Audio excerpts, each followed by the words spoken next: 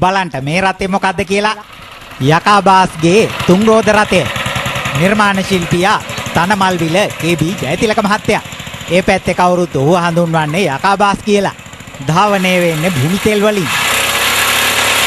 එන්ජිම වෙනුවට තියෙන්නේ වතුර මෝටරයක්. යකාබාස් කිව්වට ජයතිලක මහත්තයා මෝටර රථ කාර්මිකයෙක්.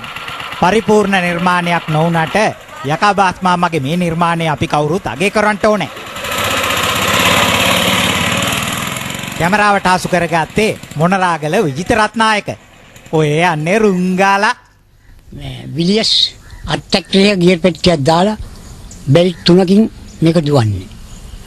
ලාම්පු තෙල් නිසා පොඩ්ඩක් රත් වෙනකන් අමාරුව තියෙනවා. ඊට පස්සේ කිසිම කරදරයක් නැහැ. මේ විල් එක මේ තත්ත්වයට හැදෙයි තමයි අපහසුයි. يعني මුදල් ප්‍රශ්නේ ටිකක් අමාරුයි.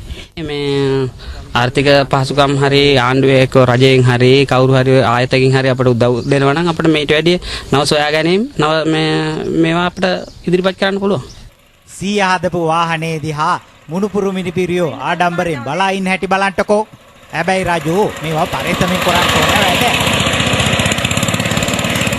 Thanks for subscribe friends. If you like our videos, please subscribe. Thank you.